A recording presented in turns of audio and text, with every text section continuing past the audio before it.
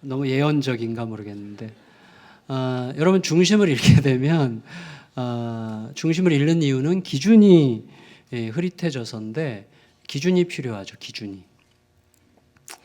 근데 현실에 정신없이 반응하다 보면 뭘 기준으로 내가 지금 달리고 있는지 흐릿해져요.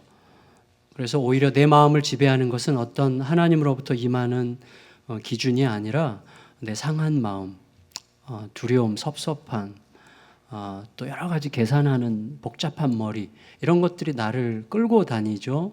그래서 진짜 기준이 좀 흐릿해지기 때문에 중심을 잃게 되는 거거든요. 그래서 열심히 뛰면서도 혼란스러워지는 거죠. 따라서 기준을 잘 회복해야 되는데, 회복하려면 아무리 바쁘더라도 일단 조급하게 반응하기를 잠시 멈춰야 되죠. 그래서 일단 멈춤의 시간이 되게 필요합니다. 아무리 바빠도 잠깐이라도 멈춰야 됩니다. 그리고 나서 하나님이 왕이시라는 사실을 의지적으로 인식해야 됩니다. 그래서 왜냐하면 많은 경우에 내가 왕노릇하거든요. 나의 두려움이 왕노릇하고 나의 염려가 왕노릇하고 나의 상처가 왕노릇해서 나를 지배하고 다스리고 나를 갖고 놀죠. 그래서 하나님이 왕이심을 의지적으로 인식해야 돼요. 멈추어 서서 하나님의 왕이심을 의지적으로 인식해야 됩니다. 그리고 나서 삶의 뒤편을 뚫어지게 관찰해서 본래의 기준이 뭔지, 하나님이 정하신 본래의 기준이 뭔지를 발견해야 됩니다. 그리고 그 기준을 가지고 다시 내 현실에 직면하는 이 네 가지가 필요해요. 이거 저 이야기예요. 제가 늘상 하는 방식인데, 잠시 멈추어 서야 되고 하나님이 왕이심을 의지적으로 인식해야 되고 삶의 뒤편에 있는 진짜 기준, 하나님의 진짜 기준이 뭔지를 들여다보고 그 기준으로 오늘 내 현실을 다시 직면하는 이런 과정을 통해서 맑아지게 되죠. 이 과정이 하나님으로부터 임하는 삶의 능력입니다.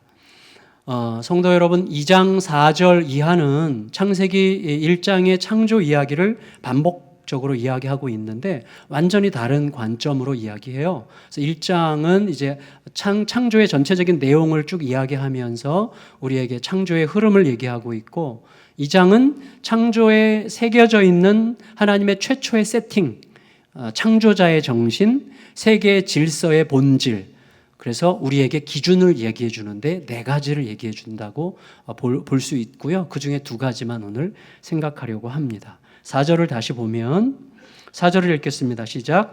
이것이 천지가 창조될 때에 하늘과 땅의 내력이니 여호와 하나님이 땅과 하늘을 만드시던 날에, 그랬습니다.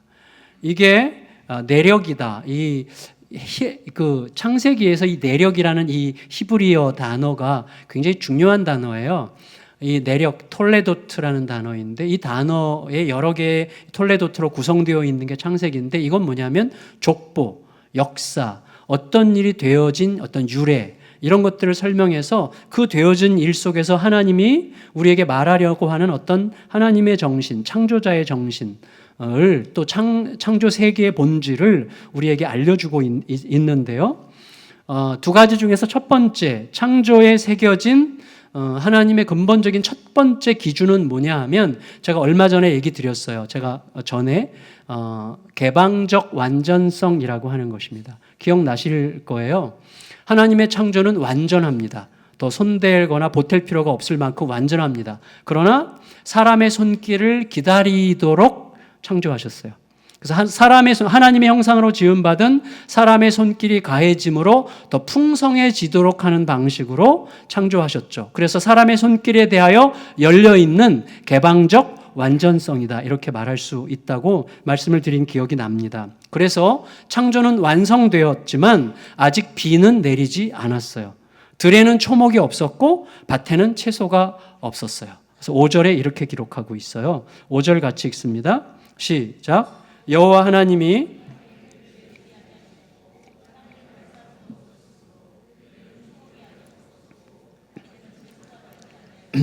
비가 없었고 초목도 없었고 채소도 없었습니다.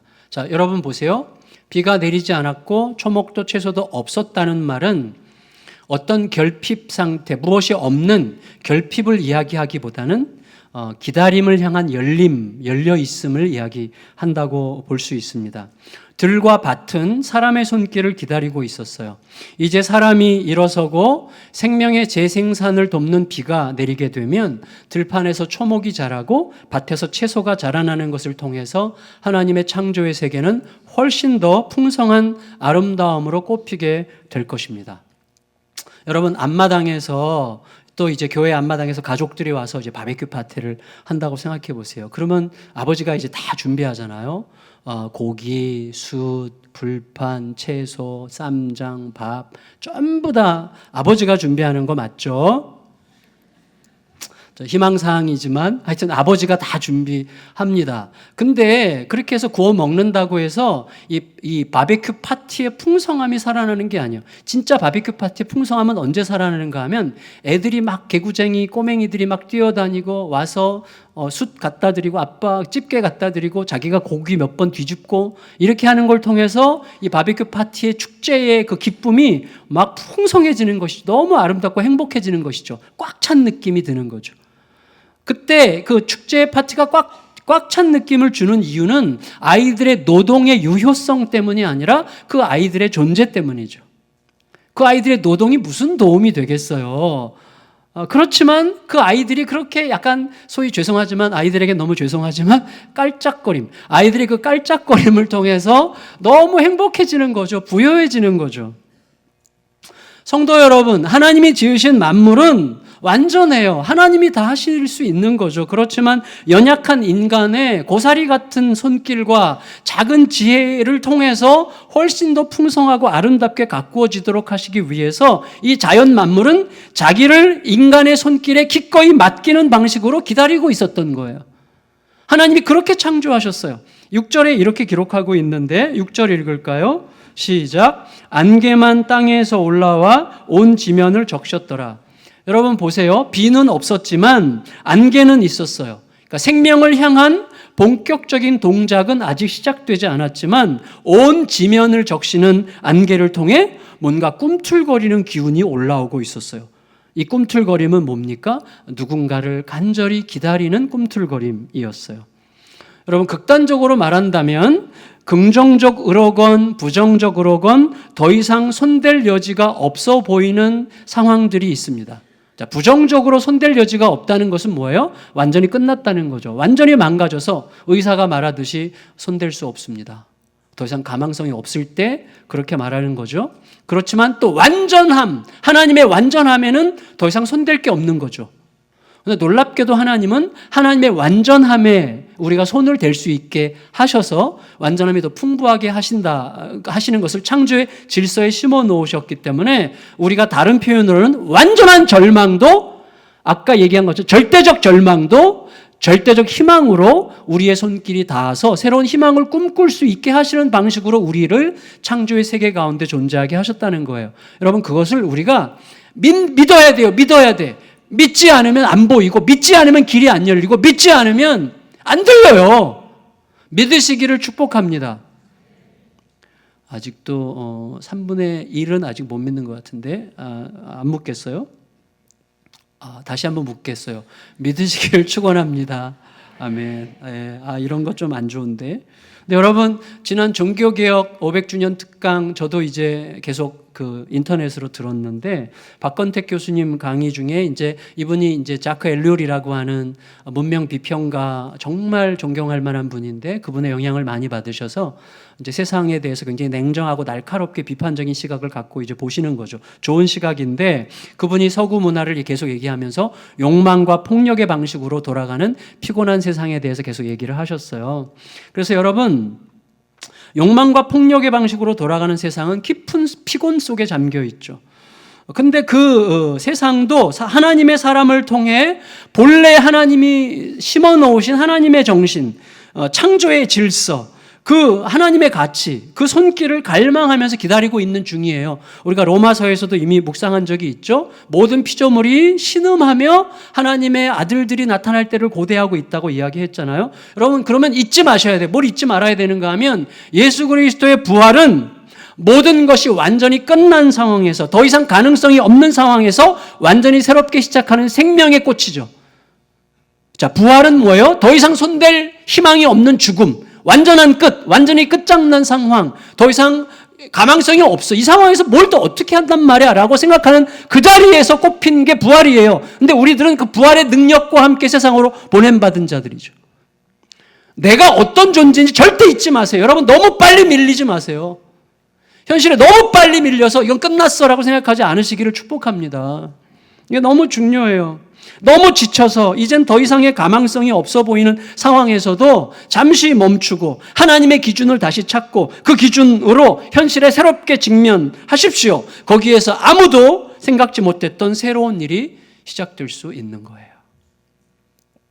여러분, 우리가 우리 주변에 널려 있는 게 있어요. 그게 뭐냐면 매우 하찮은 생각이 비범한 사건이 되는 일들이 널려 있죠.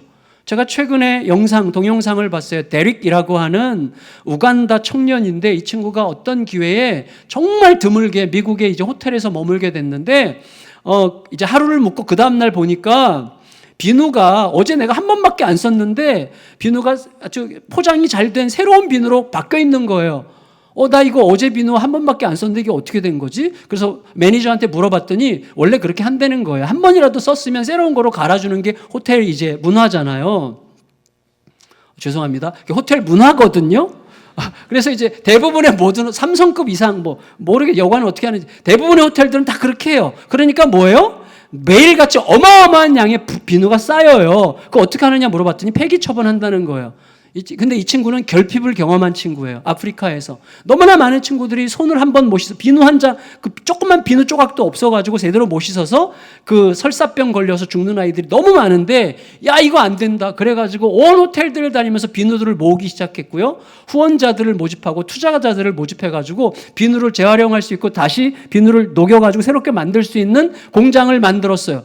많은 후원자들이 이 사람의 정신에 동감해가지고 지원을 하는 거예요. 그래서 이걸 가지고 동남아시아랑 아프리카의 불결한 환경 속에 살아가는 아이들이 손이라도 제대로 씻을 수 있도록 비누들을 무상 공급했는데 어마어마한 아이들을 안전하게 지키기 시작한 거죠. 그래서 2011년도에 CNN이 뽑은 영웅으로 이제 이 사람이 뽑혔어요. 데릭이라는 우간다 청년이 막 시상식에 나오는데 막 기뻐서 날뛰는데 너무 정직하더라고요. 너무 아름다웠어요, 그게. 근데 여러분, 자신이 경험했던 결핍은 대체로 우리들은 현실에 대한 불만의 방식으로 표현되는데 이 형제는 자신이 경험했던 결핍을 현실에 대한 불만이 아니라 타자를 향한 헌신으로 바꿨어요. 그 바꾼 힘은 뭡니까? 그가 영원에 속한 어떤 기준을 가졌기 때문이에요. 그는 하나님의 창조를 확장하는 일에 참여했던 거죠. 여러분 생각해 보세요. 예수님의 일하심은 완전했습니다. 아멘? 예수님의 일하심은 누구도 손댈 필요도 없는 완전함이었어요. 그런데 그 예수님께서 요한복음 15장 14절에서 뭐라고 말씀하셨어요? 나를 믿는 자는 내가 하는 일을 할 것이요 그보다 더 큰 일도 하리니라고 말씀하시므로 자신의 일이 완전함에도 불구하고 자신의 일을 활짝 우리를 향해 열어 개방적 완전함으로 우리가 참여할 수 있게 하셨어요. 우리가 하는 일이 더 위대할 수 있다고 말씀하셨어요. 그 능력을 주시는 거, 성령을 보내서 육체로 땀 흘려 수고하면 누군가에게 생명의 소망을 줄 수 있는 자리에 우리들을 초대하신 거예요. 그게 우리의 자리예요. 이거를 현실에 너무 빨리 밀려가지고 아무것도 아닌 것처럼 생각하지 않으시기를 축복합니다. 이건 너무나 중요한, 이거 하나님의 질서고 하나님의 가치고 하나님이 정해놓으신 하나님의 능력이에요. 그걸 믿으셔야 됩니다. 우리는 바로 그 약속 위에서 오늘 예수님과 동역하는 영광을 힘입고 있는 거죠. 그걸 굳게 믿으시기를 바라요. 창조에 새겨진 두 번째 기준은 흙과 생기예요. 흙과 생기. 7절을 같이 읽겠습니다. 7절 시작.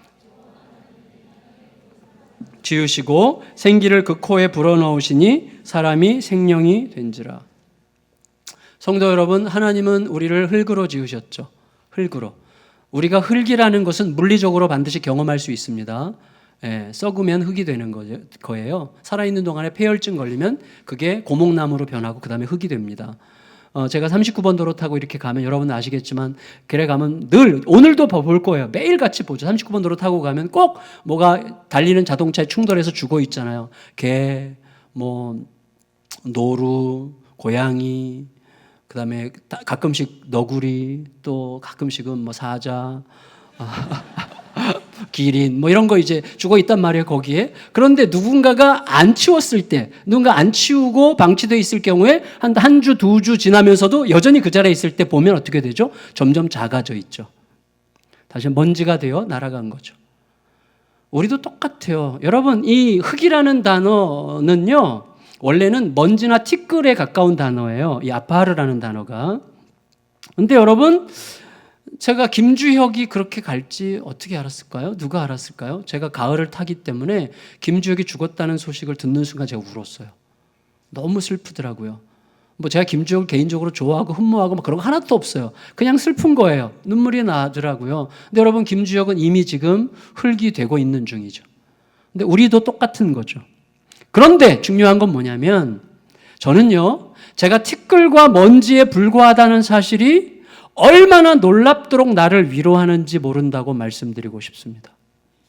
저는요, 지나치게 긴장하고 불안해하고 두려워하게 되는 시간이 있는데, 그때는 예외 없이 자기 자신에게 스스로 과도한 의미를 부여하고, 그래서 사람들로부터 좋은 평가를 받아야만 할 것 같은 생각에 제가 시달릴 때 너무 불안하고 두렵고 힘듭니다.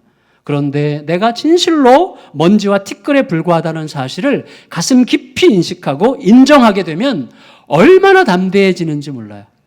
그 이해하실 수 있죠. 정말 내가 정말 하나님 앞에서 먼지에 불과한 존재라는 사실을 정말 겸손히 아름답게 인정하게 되면요, 정말 담대해지죠. 난 모르겠다. 뭐 이런 식의 객기가 아니라 깊은 겸손함이 주는 담대함이에요. 진실로 겸손한 사람은 담대합니다. 담대할 수밖에 없어요. 여러분, 김광석의 노래 중에 먼지가 되어 있잖아요. 먼지가 되어 날아가야지 바람에 실려 당신 곁으로. 이게 이제 후렴구에 막 반복되거든요. 저도 이제 그 노래를 좋아하는데, 먼지가 되어라는 이 단어를 들을 때마다 어떤 처연함이 있지만 어떤 굉장한 담대함이 있어요. 먼지가 되어서라도 라고 하는 말에는 처연함과 담대함이 함께 있는 거예요. 여러분, 내가 먼지와 티끌에 불과하다는 이 정말 인식이 정직하게 받아들여지면요, 그렇게 막 괴로워하던 자리에서 뭔가 대단히 이렇게 굉장히 차분해지면서 겸손해지면서 담대해지죠. 다 아시지 않아요? 한 번도 경험해보지 못한 것처럼 저를 째려보지 마시길 바랍니다. 그거 다 우리가 경험하는 거예요. 그런데 여러분, 동시에 굉장히 역설적으로 제가 지나치게 슬퍼하고 쓸쓸해하고 서러워하는 시간은 그야말로 제가 아무것도 아닌 초라한 존재라는 바로 그 사실 때문에 일어나요. 여기 역설이 있는 것이죠. 그런데 그 자리에서 그 역설적인 애매함 속에서 하나님이 말씀하시는 거예요. 너는 먼지와 티끌인데 내 생명의 호흡으로 너에게 불어넣어 너는 생명이 된 거야 라고 말씀하시는 것이죠. 여러분, 우리들은요, 자신의 생명을 자기 힘이나 자연에서 얻은 게 아니라 오직 하나님의 생명의 호흡으로부터 얻었어요. 이 사실은 저로 하여금 어떤 생각을 하게 합니까? 우리로 하여금 내가 살지 않고 그가 사는 거구나. 나는 흙먼지에 불과한 존재인데 그의 생명의 호흡이 내 안에 들어와 내가 움직이는 거니까 이게 내가 사는 게 아니라 그분이 사시는 거구나. 이게 내가 하는 게 아니라 그분이 하는 거구나 하는 그런 인식을 불러일으켜서요, 나로 하여금 한순간 갑자기 담대해지게 하는 것이죠. 내가 하는 거라면 초조해서 못 견뎌요. 내가 책임지는 거라면 나는 불안해서 못 견뎌요. 그러나 그가 하시는 것이기 때문에 담대해지는 것이죠. 그래서 여러분, 여전히 고통을 느낍니다. 여전히 힘듭니다. 여전히 힘겨움을 느껴요. 그렇지만 견딜 수 있는 힘, 다시 일어설 수 있는 힘이 어디선가 묵직하게 일어서는 것을 알게 되는 것이죠. 우리가 하는 게 아니라 우리를 통해 하나님께서 하신다는 것을 확실하게 알게 되는 거죠. 비교적 최근에 이런 일이 있었잖아요, 우리에게. 여러분, 예수 호메실교회 개척했잖아요. 개척할 때 우리 1억 5천 지원해야 돼요. 돈이 없어요. 근데 어떻게 했어요? 성도님들이 헌금했는데 성도님들이 헌금한 게 실제 헌금 액수가 그 짧은 기간 안에 1억 2천만 원을 헌금하셨어요. 성도님들이. 여러분들 정말 대단한 분들이세요. 그리고 작정을 했는데 3천만 원 했어요. 그래서 1억 5천이 딱 된 거예요. 제가 깜짝 놀랐어요. 그래서 이건 진짜 나랑 상관없는 일이구나. 진짜 하나님이 하시는구나 알게 됐는데, 제가 올해 들어서 계속해서 마음속에 청소년이 떠올랐어요. 청소년. 그래서 제가 지난주에 비전 기도회 하기 전에 여기 윤영준 전사님한테 얘기했어요.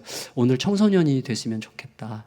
그런데 윤 전사님은 자기는 하나님의 말씀이 되면 좋겠다 이렇게 저한테 약간 비웃듯이 얘기를 했는데, 물론 비웃지는 않았어요.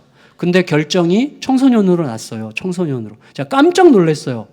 근데 그 다음날 제가 그 대전의 월평 동산교회라는 곳에 집회를 갔는데 그 교회에서 청소년 전문 사역자가 저를 기다리고 있었어요.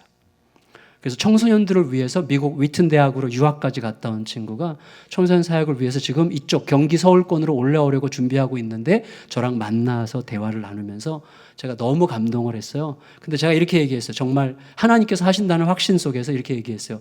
어떤 것도 개런티할 수 없고 우리 교회 티오도 없고 아무것도 없지만 하나님이 이런 일을 펼쳐가고 계신데 가족이랑 기도해보고 하나님의 이끄심이 오면 그냥 와라. 어떻게 될지 모르겠고 난 아무것도 책임질 수 없다. 그럼 하나님께서 원하시면 하실 거다. 그래서 이 형제가 진지하게 기도하고 있는데 이번 주에 어떻게 될지 모르겠어요. 그런데다가 월요일 날 그랬죠. 금요일 날 제가 JN 그 그레이스 앤 멀시라고 GNM이라는 재단이 있어요. 재단. 미국에 있는 한국인 출신 엄청난 부자가 있는데 그분이 한국 교회를 돕기 위해서 한국에 그레이스 앤 멀시라는 재단을 세웠어요. 거기서 뭐 지원을 어마어마하게 하는 곳인데 그 문혜란 대표라고 그분을 만나가지고 이 얘기 저 얘기 하다가 우리 동네 청소년 컨퍼런스 같은 거 하면 도와줄 수 있겠냐 그랬더니 이분이 당연히 이분이 연예인 사단을 거느리고 있는데 자기가 연예인들이 그냥 자원봉사로 하도록 자기가 데리고 올 수 있다고 이렇게 약속을 해주신 거예요. 그래서 야 이거 뭐가 되겠구나 내년도에 뭐가 되겠구나 했는데 그 다음날 어제죠. 서울에 있는 큰 대형교회 권사님 한 분이 찾아오셨어요. 그래서 여기서 5분 10분 떨어진 곳에 땅 3,500평이 있는데 우리 교회 기증하고 싶다고 연락이 왔어요.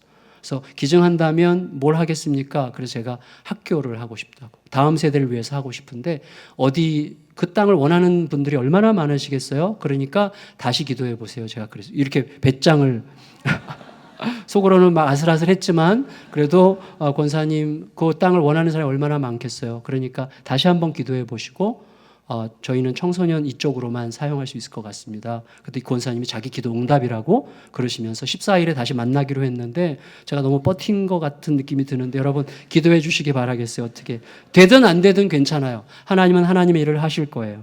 근데 저는 이거예요. 하나님께서 하신다.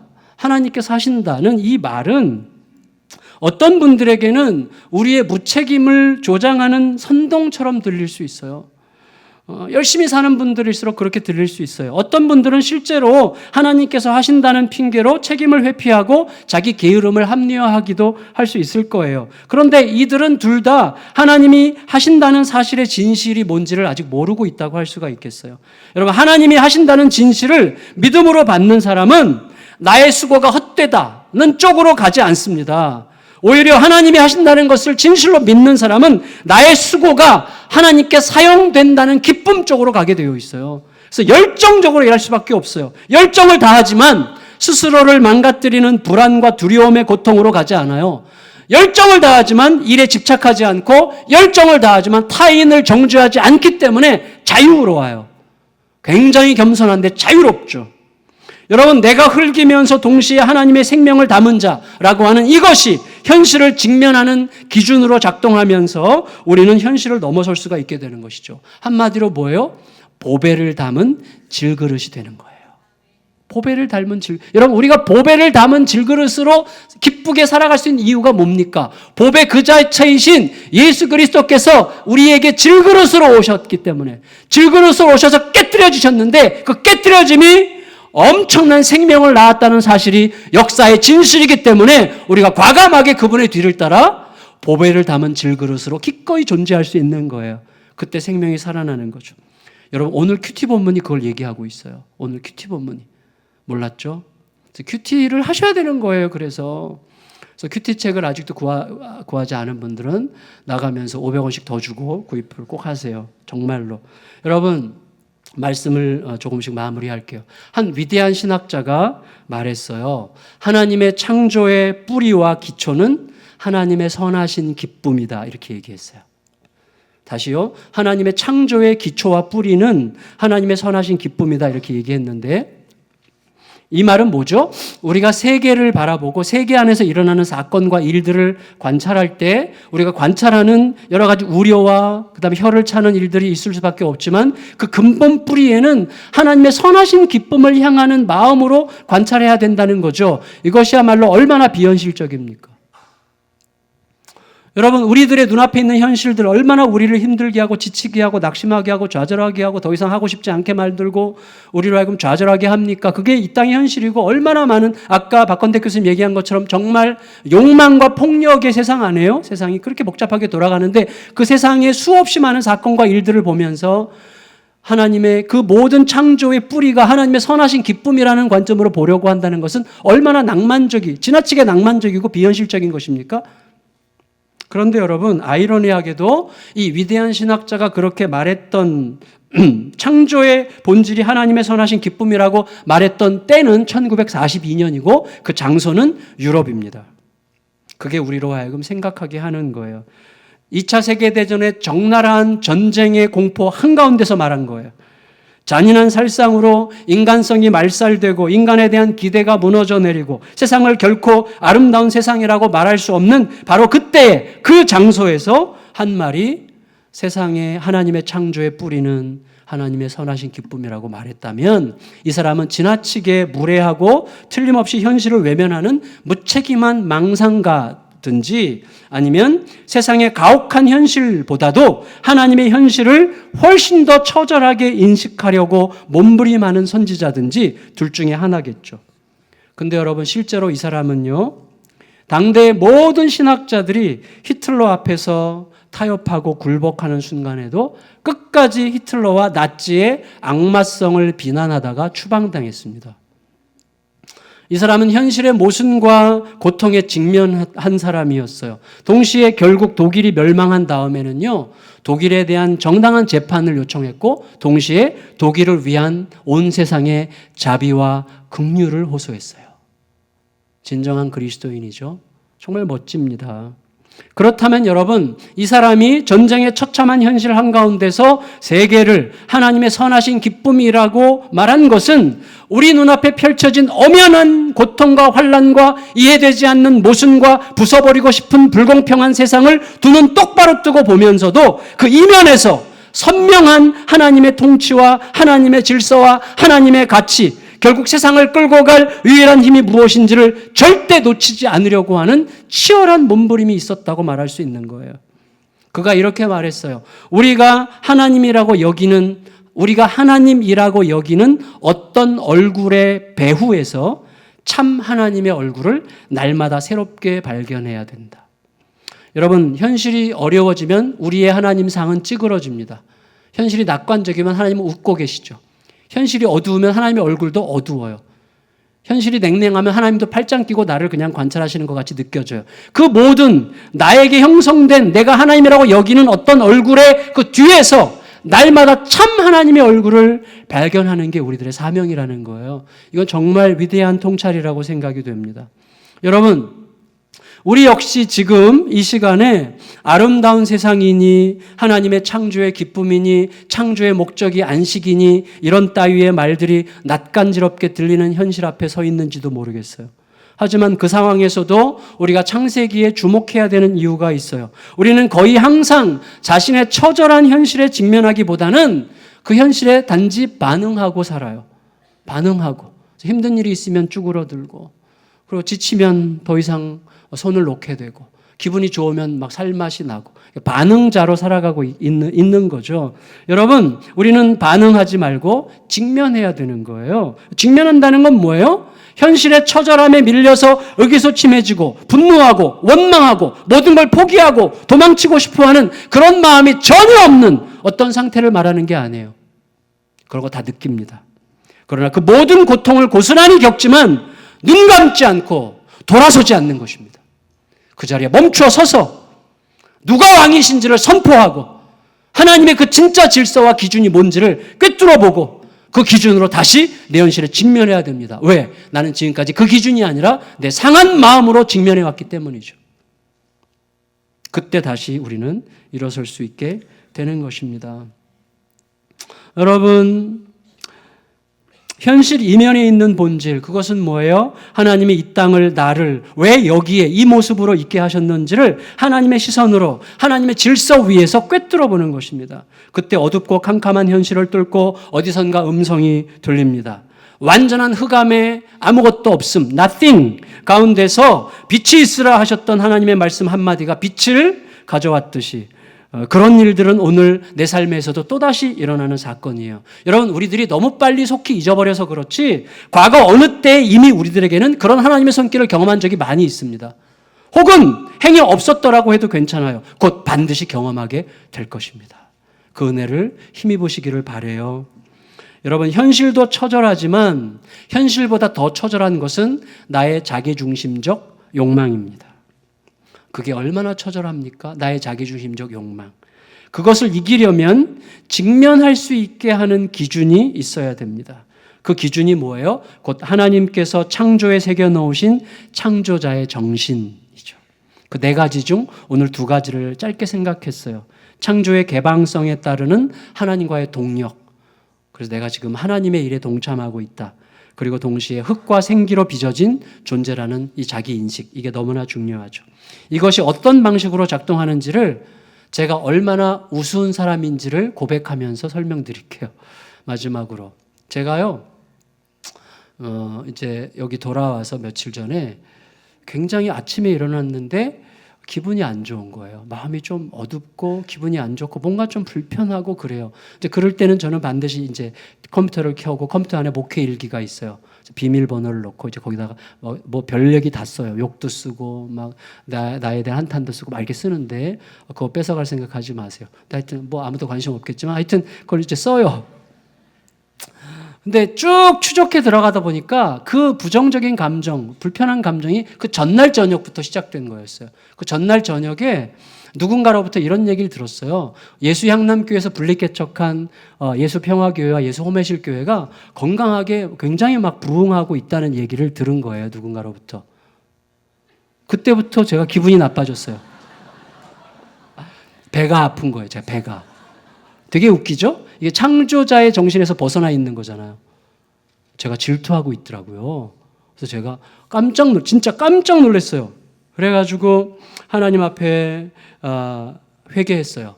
이 아들을 질투하는 아버지의 어리석음을 회개했어요. 하나님, 제가 자식을 낳은 아버지의 자리에서 이탈했습니다. 하나님이 정해주신 그 자리에서 벗어나 있습니다. 하나님, 저를 제자리로 돌려놔 주세요. 그렇게 기도한 다음에 적용을 이제 해야죠. 그래서 이제 여 목사님이랑 양 목사님에게 바로 문자를 보냈어요. 사랑한다 얘들아, 이렇게. 열심히 잘하는 거 고맙다, 이렇게 문자를 보냈어요. 그랬더니 양 목사가 만납시다 그래가지고 목요일 날, 그래서 이제 2달에 한 번씩 양순웅, 여한옥, 이상욱 같이 이제 밥 먹기로 했는데 목요일 날 둘이 이제 만났어요. 왔어요. 차 마시면서 제가 얘기했어요. 고백했어요. 야, 내가 니네들을 질투하더라. 그렇게 고백을 했어요. 그랬더니 양 목사가 그러더라고요. 목사님, 저 예수향남교회가 부흥한다는 이야기 들을 때마다 엄청 배 아프거든요. 그렇게 얘기하더라고요. 그래서 이제 제자리로 돌아왔어요. 마음에 아주 평화가 다시 온 거죠. 여러분, 정치 심리학에 확증 편향이라는 말이 있어요. 그건 뭐냐면 내가 어떤 이야기를 들으면 부정적인 쪽으로 빨리 생각하면서 그럴 거라고 확정된 생각으로 내 마음이 확 쏠리는, 그거를 일반화시키고 보편화시키는 습관이 우리들에게 있어요. 확증 편향. 이런 거죠. 나에게 되게 못되게 군 인간은 내 속에 끝까지 악마적 얼굴로 이미지화되고요. 내게 잘해준 분은 천사의 이미지로 내 안에 새겨집니다. 근데 우리가 그래서 오해가 되는 거죠. 천사가 악마 됐거든요. 그러니까 우리가 오해하고 있는 거, 흑과 백이 아니거든요. 섞여 있거든요. 그런데 우리는 확증 편향, 이 확증 편향은 대표적으로 현실에 반응하는 특성이에요. 현실에 그대로 그냥 기준 없이, 하나님의 기준 없이 그냥 현실의 가슴으로 반응하면 우리 확증 편향 때문에 굉장히 많은 오해와 모순과 그 다음에 부분적인 지식으로 전부인 것처럼 틀렸어. 그거는 다 꽝이야. 그 교회는 망했어. 그 인간은 악마야. 뭐 이런 식으로 되는 거거든요. 얼마나 우스운 것입니까? 우리 애들 때문에 나 죽겠어 이거죠. 애들 때문에 살고 싶은 게 얼마나 많은데. 이제 그런 식으로 마음이 그게 이제 반응의 대표적인 현상이죠. 따라서 여러분, 현실에 반응하는 이런 확증 편향적 반응으로는 어떤 문제도 제대로 통과할 수가 없어요. 직면해야죠. 하나님께서 최초에 심어 놓으신 창조자의 정신을 기준으로 현실에 다시 직면해야 되는 것입니다. 그 은혜로 이번 주간에 또 오늘 우리의 심령 속에 새롭게 무언가를 일으키시는 빛이 있으라 하시는 하나님의 한 줄기 빛을 보게 되는 은혜가 우리 모두에게 임하시기를 예수님의 이름으로 축원합니다. 이제 우리가 성찬식을 거행할 건데요. 오늘 성찬식 때문에 좀 일찍 끝났는데 설교가. 여러분 성찬식은 잘 보세요. 예수님의 피와 죽으심을 기념하면서 애써 슬퍼하려고 하는 시간이 아닙니다. 성찬식은 이 최초의 정신으로 어쩌면 다시 돌아가는 것이죠. 에덴 동산에서 하나님의 파트너로 사람을 세우시고 사람과 함께 거기서 나누고 먹으신 예수 그리스도의 그 잔치를 회복하고 굉장히 빨리 나오시네요. 좀 있다가. 그 다음에 그 잔치를 회복하고 그 다음에 뭐예요? 결국 이 잔치가 어디서 성취되죠? 마지막 새 예루살렘 어린 양의 혼인잔치로 회복되는 거죠. 우리의 성찬은 어린 양의 혼인잔치에서 함께 먹는 그 축제적 기쁨을 향하고 있는 거예요. 여기서 막 슬퍼하고 눈물을 흘리고 그게 전부가 아니라 예수 그리스도의 피와 살이 어떻게 우리에게 그 희생으로 내 생명을 살려 나로 하여금 그 잔치를 바라보게 하는지 그거예요. 하나님의 선하신 기쁨의 눈으로 다시 오늘 우리의 현실로 돌아와 그래 아무리 가혹하고 아무리 혹독하고 아무리 이게 나를 지배하는 것 같아도 너가 전부가 아니야. 너는 그림자야. 나의 진짜 현실은 하나님과 함께 있음이야. 선언하고 뚫고 나가게 하는 힘을 성찬의 은혜가 우리에게 줄 것입니다. 그 은혜를 누리게 되는 복된 이 시간 되시기를 예수님의 이름으로 축원합니다. 기도하겠습니다. 아버지 하나님, 이 시간에 성찬에 참여합니다. 거룩하신 은혜로 함께하여 주셔서 하나님 이 성찬식을 통해서 예수 그리스도의 그 피의 희생으로 용서받은 자로서 예수님과 연합해서 예수님이 자기를 깨뜨려 생명을 살리고 그 모든 생명을 하나님의 기쁨으로 받으셨던 것처럼 우리들도 똑같이 우리가 예수님의 길을 따라 내가 죽음으로 내가 나를 부숨으로 내가 깨뜨려짐으로 생명이 살아나고 그에게서 생명이 살아나고 그에게서 살아난 생명이 다시 내게로 돌아와 나를 살리게 되는 거룩한 은혜의 순환 안으로 들어가도록 축복하여 주시옵소서. 함께 하실 주님께 감사드리며 예수님의 이름으로 기도합니다. 아멘.